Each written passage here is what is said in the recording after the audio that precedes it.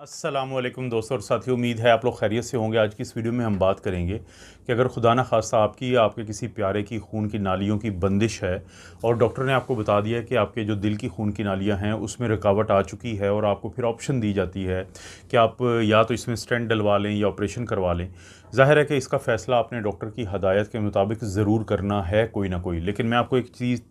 चीज़ समझाने की कोशिश करता हूँ कि आपके हाथ में क्या है, आप क्या कुछ ऐसा कर सकते हैं अपनी खून की ये जो बंद नालियाँ हैं जो उनके खुलने के ऊपर जो असर डाल सकता है। उसको मैं आपको एक मिसाल से पहले समझाता हूँ। देखें, ये जो बच्चे होते हैं, आपने कभी नहीं देखा होगा, आपके आपके किसी फैमिली में कभी आपने नहीं सुना होगा कि आपके कोई 18 साल का बच्चा है, 15 साल का लड़का लड़की है, उसकी कोई एंजियोग्राफी की ज़रूरत पड़ गई है, उसकी खून की दिल की नालियाँ जो है उनमें कोई बंदिश है, आप नहीं सुनेंगे ये। तो इस चीज़ को एक तो ज़हन में रखें। मिसाल क्या है कि आपकी एक गली है जिसमें मुख्तलिफ़ ज़ाहिर है कि मोहल्ले के घर होते हैं, उनके दरवाज़े खुलते हैं, लेकिन वो एक रूटीन बना लेते हैं कि अपने घर का जो गंद होता है, कूड़ा करकट होता है, उसको एक शापर में डालते हैं और बाहर गली में किसी एक जगह पे रखना शुरू कर देते हैं। आखिरकार एक ऐसा टाइम आएगा कि पहले गुज़रते हुए लोगों को इतना ज़्यादा पता नहीं चलेगा, या आप रख देंगे, थोड़े बहुत कुछ शॉपर होंगे, थोड़ा बहुत वहाँ पे रुकावट आएगी, लेकिन आहिस्ता-आहिस्ता अब उन शॉपर्स की या कूड़े-करकट की तादाद इतनी बढ़ जाएगी कि लोगों को वहाँ से गुज़रने में रुकावट होगी, उसकी बातें शुरू हो जाएँगी। अब ये डायग्नोज़ हो जाएगा कि ये गली जो है इसमें बहुत ज़्यादा गंद पड़ा होता है या गंद वाले शॉपर पड़े होते हैं और यहाँ से गुज़रना महाल है। लेकिन जो बहुत अहम बात है वो ये है कि अब इसको गली को खोला कैसे जा सकता है। इसके 2 स्ट्रैटेजी होते हैं। पहला ये होगा कि अब मज़ीद कोई शॉपर नहीं फेंकेगा,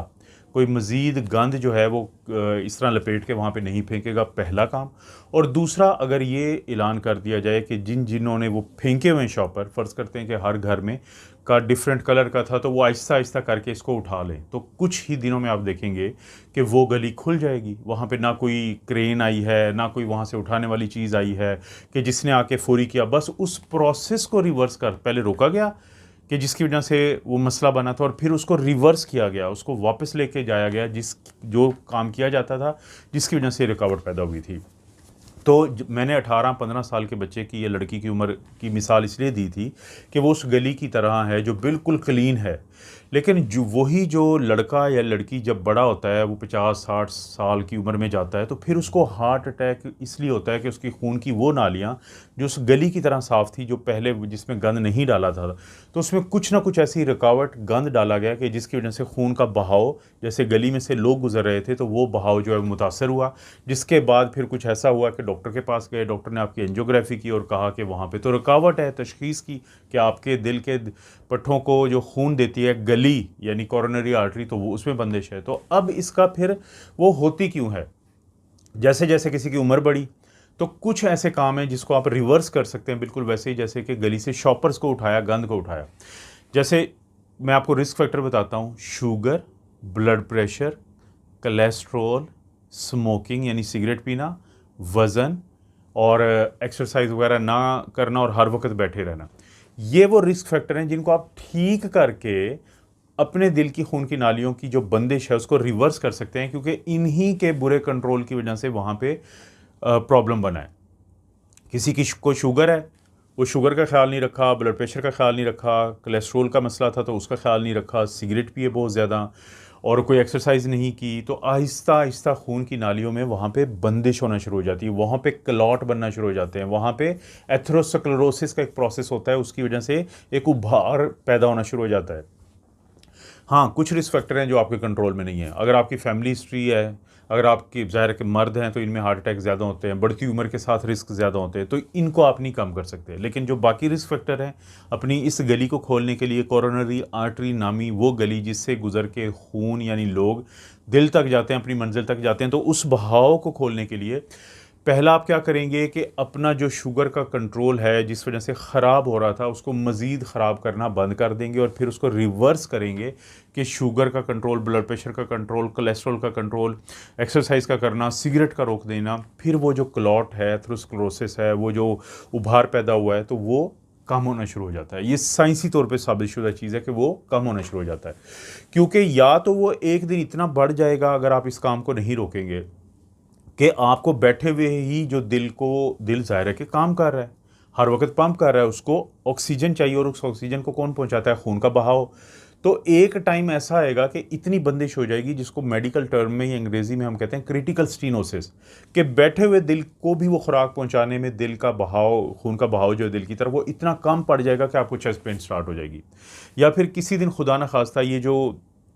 यानी कि पूरा एक बना हुआ है क्लॉट, इसकी ऊपर की झिल्ली फट जाती है। जैसे ही वो फटती है तो साथ से गुजरने वाली प्लेटलेट्स, बाकी सेल्स एक दूसरे के साथ मिलके तो पूरा रास्ता मुकम्मल तौर पे बंद कर देते हैं।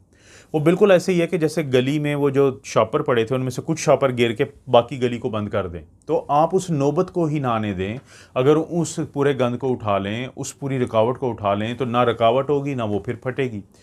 देखें, डॉक्टर ने आपकी एंजियोग्राफी की, डॉक्टर ने आपको तशखीस बता दी कि आपकी खून की 3 में से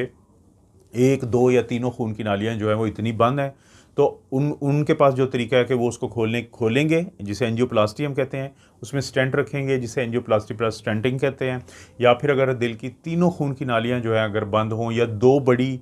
नालियाँ जो हैं वो बंद हों, जो अहमियत के एतबार से डोमिनेंट होती है, और LM में या लेफ़्ट में जो आर्टरी होती है, या लेफ़्ट एंटीरियर डिसेंडिंग आर्टरी होती है, यानी कुछ हमारी मखसूस होती हैं कि 3 में से 2,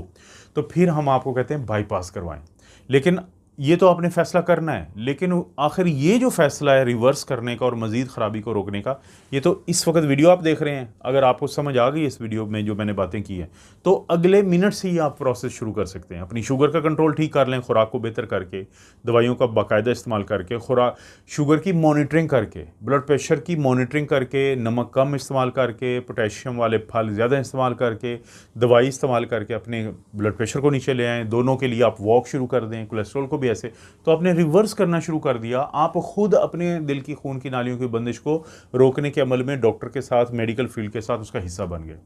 तो इसलिए जो है इस बात को समझना ज़रूरी था